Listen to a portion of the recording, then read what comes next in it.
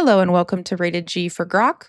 I'm Grok. Today we're going to be talking about The Backrooms, okay? New movie recently came out by director Kane Pearsons, also known as Kane Pixels. You may ask, who's Kane Pixels? Kane Pixels is a YouTuber, now director, similar to my last movie video about Obsession. Okay, they're doing that a lot now. Markiplier, this guy, the Talk to Me guys, they're bleeding out from YouTube, okay? And it's going really well.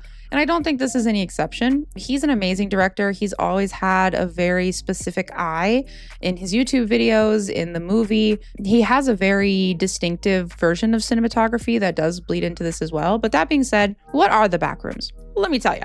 So I am someone who loves the idea of the backrooms. Liminal spaces have always really fascinated me. I have consumed almost any kind of media you can think of backrooms or backroom-esque vibes. Basically, it's the concept of another dimension similar to ours, but a little warped, that is kind of resting against ours, and it's possible to clip through. Basically, you can accidentally fall into this other dimension, and it's not a great place, and it's really hard to get back. Most of the time, you don't. That's the Backrooms. It stemmed from a original picture, a mysterious picture, and it kind of spiraled from there. But even then, liminal spaces have existed. So the definition of a liminal space is a physical or psychological in-between state or threshold. Basically, it's neither here nor there, literally, but it comes from this picture of, ooh, you know, this space, and it's an eerie feeling of, I feel like I maybe have seen this before, or it's a similar feeling. It's almost nostalgia. I don't know. Basically, it's a wacky place. The idea of, uh-oh, I'm lost, I can't escape, this doesn't make any sense, has been done before, but the Backrooms, I think, is a really fun example of it, and it's spiraled into multiple different canons, multiple different thought processes, what ifs, you know, it creates like a whole world, a universe to create more from it. Now, that being said, when something like this exists and it isn't technically real, don't shoot me, there are going to be different versions of it. You can't please everybody. Same thing with vampires. Take vampires, right? Vampires aren't real. Maybe. People like to argue about the rules of vampirism, okay? I get people all the time who I see complaining about a vampire movie because, well, that's not how vampires work. Well, that's not... It seems weird to argue about something that we probably don't think is real, right, team? So same thing with the Backrooms. When the Backrooms were popularized, obviously Kane kind of started it, but there's been factions since then, okay? Which Harry Potter house are you or whatever? Some people think that the Backrooms themselves should be the scary horror and there shouldn't be any monsters or entities. And then there are some people who, like Kane, there are entities, there are monsters within this space that adds to the horror of it.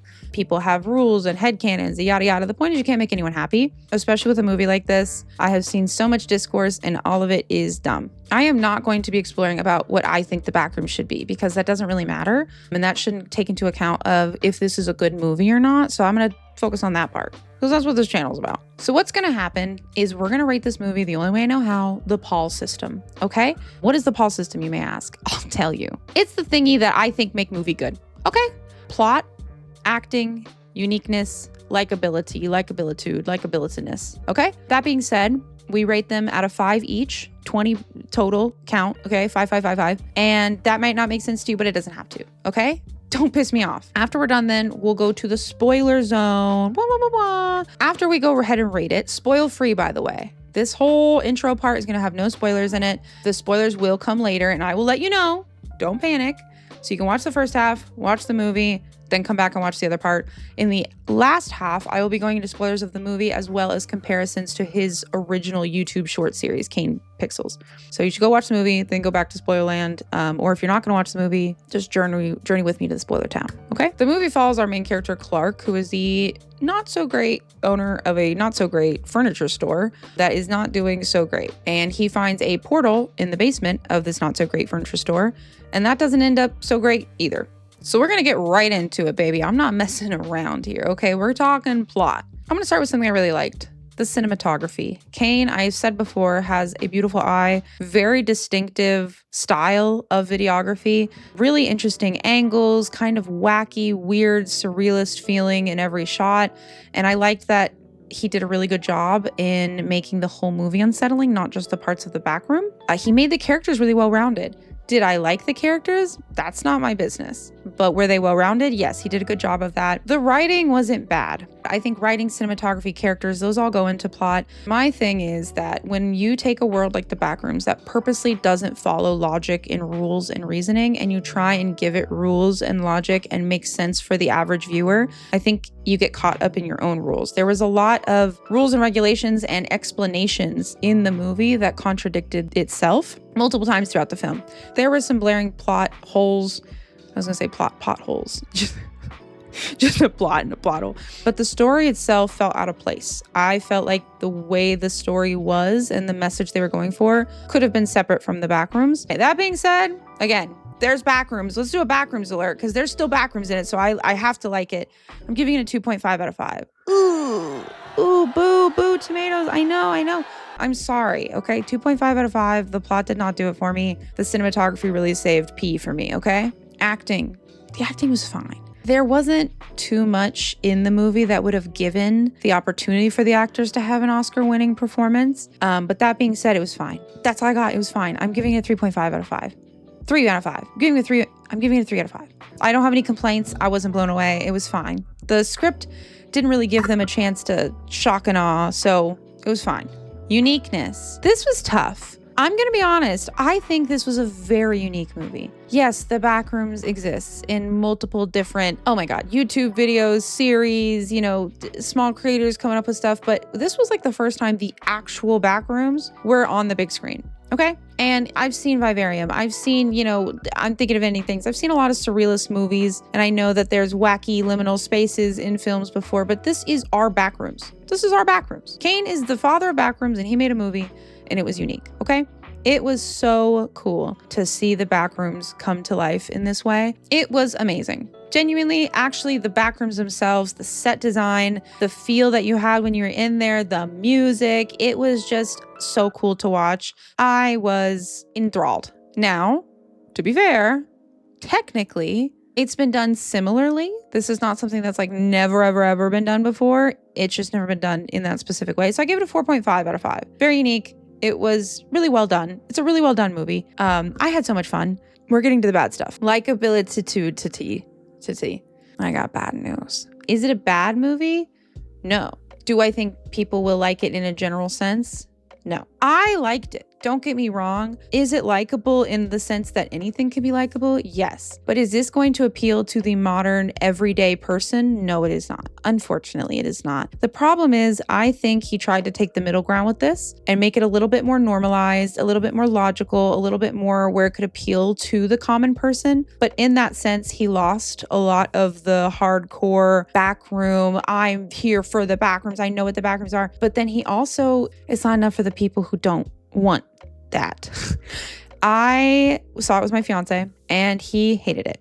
He said it was so boring. And that's the thing. He never said it was a bad movie. He said it was boring. The concept of walking around and looking at walls, if you do not care about that and if you do not get the psychological aspect of it, is boring. This movie is technically staring at walls and some other stuff happens. Not everyone loves that. I do. I couldn't believe he said it was boring. I was, again, on the edge of my seat the whole time, not scared, fascinated, enthralled, intrigued. I was having so much fun seeing what the next room looked like. But not everybody is going to like staring at walls. Not everyone's going to think it's scary to turn and see something upside down. At the end of the day, when you boil it down, yeah, is there a psychological element? Of course it is. If that doesn't float your boat, it's not your fault. That's just not how your boat floats. I feel like he tried to kind of play it in the middle and maybe didn't appeal to either side. I don't think it was insanely likable. There are definitely people who will like this movie. Definitely. But there are people who like every movie. I'm giving it a 2 out of 5. I know. Boo, tomato. These are bad scores. Forgive me. I'm sorry. I didn't want to have to do this. I love the Backrooms. Overall score, 12 out of 20. It was not a bad movie. I liked the movie. I would probably watch it again, but not for the movie itself. When I think of a movie, I think of the plot and what the movie's about. And I think that fell short. I completely understand what he was trying to do. My thing for me is the story that it gave us, I think could have happened in any other setting. I think it took away from the Backrooms itself. I don't think the Backrooms themselves were ever the center of the movie. It was more just the location of the other stuff that was going on, if that makes sense. And again, you can disagree with me, Okay, but that's how I feel. If you love the Backrooms, you should definitely go see this movie still. You should go watch his YouTube series after you watch the movie or before you watch the movie so you can kind of compare the two. I had seen it a long time ago. I watched it again, so it was fresh in my mind. It was really cool to see. There was a lot of nods to his original YouTube videos in the movie, which was really cool to see. There's a little fan service there. Overall, would I suggest you go see this movie? Yeah. It was very unique. It was very cool to see. I was really happy he did it. It just wasn't what I wanted from the Backrooms movie, and that's okay. And I'll get into that more in the spoiler zone, but you know what's next, baby. You know what's next, baby. We're going to the spoiler zone. Ryan, hit it. Wow, wow, spoiler zone, spoiler zone. It's the spoiler zone. The spoiler zone, it's a spoiler zone. I'm just making Ryan edit everything. So if you haven't seen the movie yet, pause, go see the movie. If after you heard my horrible review, I apologize, you don't want to see the movie, let me tell you more and then you can maybe go see the movie anyway. Because no matter what I say, you need to experience it for yourself. I can never explain it to a point where you'll not need to see it, I think. It was a visual movie. You know what I mean? There's nothing I can really spoil that won't change the visuals and how good they are. But, proceed at your own discretion. Okay, first, we're going to talk about things I liked. I'm going to be honest. The list is shorter. Guys, you got to believe me. I know this sounds crazy. I liked the movie, but not for the movie itself. If the movie had been silent and just going through the halls, that I would have eaten that up just as much, equally. That's my problem. Yes, I did like the movie, but I didn't like the movie. You know what I mean? One thing I really liked, and I talked about it briefly, is the character development. I kind of like that the main character is not necessarily a good person. I think it's really interesting that not every movie has to have a likable, cheerable main character. I think it makes it more real and relatable in that sense. I've seen a lot of people say they saw themselves in Captain Clark, which we got to unpack that later maybe, but it was still a really cool aspect to see. You don't see it all the time in film these days, and when you do, they sometimes lean too far into it. I think they did his character very well. The cinematography was amazing. I know I talked about that earlier. I love it. I loved the Backrooms aspect of it. It was just more Backrooms. You know what I mean? I don't think I'll ever turn down more Backrooms. So maybe that's my problem. Honestly, guys, I don't know. I'm trying to come up with more things. I think I just like the Backrooms. I think I might just like the Backrooms, okay? You know what? No, I will say I liked the monster for what it was. I liked Evil Clark. I know a lot of people said it was a very goofy monster and they wanted like a more of what the actual Backrooms was. But this movie is not, do I like what his concept of the Backrooms was in this movie? That is not what I'm arguing about. I will not argue that. If he wants this to be what it is, if he wants to give it these rules and this is now his Backrooms, that's his Backrooms. And his Backrooms, it makes sense for what the monster was. A warped Clark, it was still off-putting. It was pretty cool to see. I liked the way it moved. No, it was not the moldy guy, okay? But it was still a spooky guy. Okay. Now we're going to talk about my qualms with the film. Now you want to get comfy. Because you might be thinking to yourself, oh, wow, she's just angry to be angry. She's not easily happy. Oh, what does she have? Oh, she just giving it low scores. I got receipts. And by the way, I'm a pretty happy guy. This might be my lowest rating for a movie thus far. It is hard for me to rate a movie low. I have got pretty low standards for movies. Okay, I like movies. You give me a movie, I'll probably like it. This one, if this was not in the Backrooms, we would have had problems. Qualm number one. We're in the qualm zone now. You do not want to be in the qualm zone with me right now. Very start of the movie, Captain Clark gets lost in the Backrooms. Fine. I didn't love the fact that the null zone was so easily accessible. From what we've seen in the past, the null zone is usually a really inconvenient spot. You fall through the floor into the Backrooms. Even if you could get back, how are you gonna get on the ceiling? It's a tiny crack and you can't get back through it. Like, it's usually very inconvenient to get back in and out. This one was just a door, a pretty human-sized door, I might add. You really just get back in, through, which I did have it, I wasn't loving that. But again, it's his rules. That's fine. I can get past that. Fine, he has easy access to the Backrooms. Fine, okay? This video is just gonna be me complaining, by the way. My problem was when he got in, he gets a little lost, as one does when they go in the Backrooms. But day one, he happens to find a loop back. I gotta tell you, Backrooms fans, maybe I've missed it, but I have never seen such a convenient loop back. Okay, this man proceeded and somehow went back to the OG null room. This is the luckiest guy on the whole planet, apparently. I did not like that. I know Likey. Also at the beginning, There's the sky's fake. I noticed that day one, like as soon as I got into that theater, a couple scenes in, they wanted the outside to look very surrealist, backroomsy as well. Like the set design of the outside world was also kind of peculiar. The sky was fake, the clouds were fake. There was like a little air balloon at one scene, which I'm sure he had a reason to do that. I just can't figure out what that was. I don't know if it was literally just a direction choice or if he wanted to kind of be like, the world is the back rooms. We're always in the... I don't know. I don't know what that was. I don't think I liked it. I would have really liked a stark difference, like the outside being gray and dreary and boring and bleh, and then the back rooms being all bright and yellow. And I think that would have been a really cool contrast. Let's talk about Clark's character, okay? Clark's character is an architect. I was so excited when they said that. I was like, great. They're going to use that in such a cool way. Hey, they didn't. He's an architect in the back rooms, and that whole led to a map drawn. I would have liked to see just one scene of him architecting out a little bit. You know, he was so mad that his ex-wife didn't take him seriously as an architect, but then he's in the back rooms and ever-changing impossible architectural structure thing, and he's just like, man, this is crazy.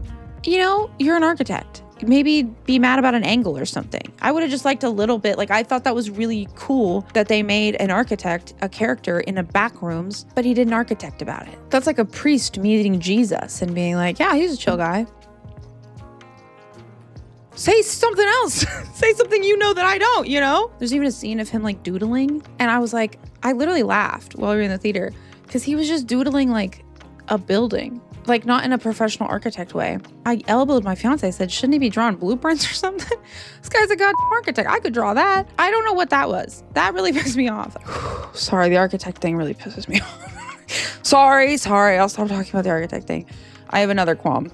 We gotta talk about the mental health bit, okay? I appreciate what he was going for. I really do. He wanted to make the backrooms more about like mental trauma and like gave rules to it. You know what I mean? But I think it was so on the nose, it almost borderline cheesied for me. A big one was the therapist. So the therapist's mom had some form of probably paranoid schizophrenia, and she held on to that. She became a therapist so that she could fix other people because she couldn't fix her mom. Sad, real, relatable, probably a real story that happened. She had a handprint that her mom put in their driveway from a long time ago, and that was like the last piece of her. And she held on to it the whole movie. And then, spoiler alert, we're already in the spoiler zone, beat the monster to death with it, and it shattered. It was just very on the nose. You know, she finally was letting go of her trauma and used it to escape another's trauma and was finally letting go of the past. And it was just, which, you know, it's fine, but also, why is it in your pocket? Why do you have a rock in your pocket? Did we see her put that in her pocket? You carry that everywhere? And also another one, again, I get it. I love a mental health allegory. I've seen it done a million times and I usually like it and it's fine. Even when it's on the nose, this was like, you know, Captain Clark's literal dark personality traits and sides of him that he didn't want to change. His darkness literally consumed him. I get it. I'm with it. It was a very good metaphor. I just think some of the deliveries could have been different. I got another one. I don't know. I don't think the time skip did it for me because I feel like we skipped a lot of the important stuff. Him discovering the backrooms and then skipping to the backrooms driving him nuts. I feel like the idea of the backrooms driving you nuts is one of the benefits of the backrooms, the scariness of the backrooms. You know, we skipped from he's scared of all these monsters to they're his friends and they're hanging out at the dinner table, eating each other. Super romantic. I feel like we skipped a few steps. Okay, now we'll talk about the rules because I think the rules were the problem. I really do. If he had not given any rules, we would have been just fine. But he really only gave us 2 rules and then broke both of them. Let's talk about the still lifes. Both of the rules apply to the still lifes. That's what people have been calling them. I don't know. That's what I want to call them too. Clark looked at us and said, they are copies of people. We'll get to that. And they are memories of someone, of someone, of someone. They're copy. I get that. I get what his version of the backrooms were. His version of the backrooms were that the backroom feeds off the memories of people. It creates still lifes, entities, rooms, decorations, vibes of the people that come through there. I get that. I'm okay with that. That's fine. Again, I'm not arguing his logic here. He can make his backrooms whatever he wants. I'm not going to be like, you should have added more monsters or I want to, you know, that's, if you want it to be based off of that, I'm listening to your rules. Okay. My qualm is that you said they can't feel pain or sadness or anger. But then Captain Clark not only is very angry, but gets hurt when she breaks his peg leg and bashes his head in with a rock. And he was very emotionally, he was obviously very emotional. And, I understand the monster. I get that Clark had been sitting on the other side. He's been living on the other side of his failing furniture store with festering resentment and anger. And he wasn't a good person. He was an alcoholic. I get it. All of that evil transferred into him being because his ego is high. Like, I get it. His dark feelings and his unworked through trauma and resentment and his sense of self that is inflated made a big, tall, angry creature. I get it. Okay? But don't tell me they don't feel pain or anger or sadness if there are only 4 of them and one of them feels anger, pain, and sadness. Second thing was the still lifes. 2 of our characters became still lifes, Captain Clark and the therapist at the end. The 2 employees did not get still lives. Okay, follow me here. There should be a lot more still lives. The scientists mentioned that portals are opening up all over the place. We saw 2 birds, not 1, 2 birds. That indicates that there are multiple portals going on. I think there should be a ton of still lives or no still lives. Do you know what I mean?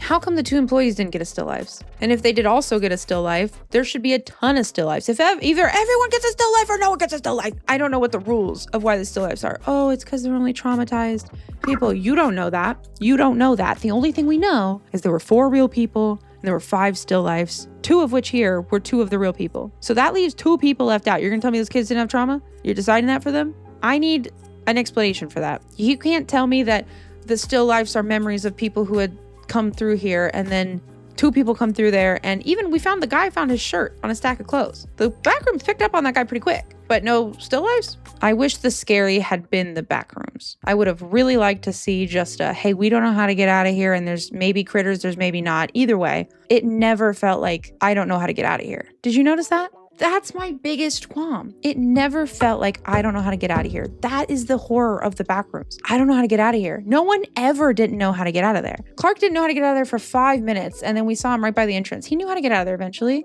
There was never we don't know what's going on, we don't know how to get out of there. It was always, there's just a monster over there. I would have liked to know a little bit more. I would have liked to see them exploring the Backrooms while there was a monster or not a monster. Again, that's up to him. I just wanted to see more Backrooms. I wanted the Backrooms to be the scary part, the sense of we can't escape what's going on. He seemed to have it pretty under control. He had them literally eating out of his hands by the end of it. That guy wasn't worried. No one was ever that worried. There was a big door with tape telling you where to get out of there. I think that was my biggest qualm. Okay. Now we have something dark to talk about. I make the mistake of going onto the interwebs every time a new movie comes out after I watch it, and it pisses me off every time. And I'm going to keep doing it because it brings me a little bit of joy. Last night, I was scrolling on TikTok looking at fan-made theories about the movie, and I was laughing out loud for like an hour because of how dumb people are. Bless them. Not a kind thing to say. I apologize. Maybe I'm the problem. Maybe there might still lives out there, but I'm going to read you some of them. And we're going to speed run it because I'm not going to spend too much time on this. A lot of people think the weird lady in the room was his wife. It wasn't. Just because they both had red hair does not mean that was his wife. She was wearing a dress from like the 1960s. He didn't recognize her when he saw her, which I know that she's all weird, but that was not his wife. We saw a picture of his wife that looks nothing like his wife. Not like in a backroom lookalike. We recognized the therapist, didn't we? Yeah, we did. Yeah, we did. That wasn't his wife. Don't piss me off. This one's the worst one. Clark was always a backroom entity sent to lure in the therapist. Don't I saw some people saying they're stuck in a time loop. Time travel is canon in the Backrooms, but also don't piss me off. What time loop? Tell me what the time loop is. One was that Clark's sadness made the Backrooms. And I want to say, these are not just dumb theories. These are people with like comments underneath like, oh my God, I didn't think of it that way. I literally did not think of it that way at all. Don't think of it that way. Don't think of it that way. I saw another one that said Clark murdered his wife. Not that she kicked him out and that he can't go home because her body's there. And no one ever noticed that she's been dead for a year or 2 at this point. No one checked on her. To their friends or family or anything. They're rotting in the room and he's just driving past it at night, checking out the dead house with the dead lady.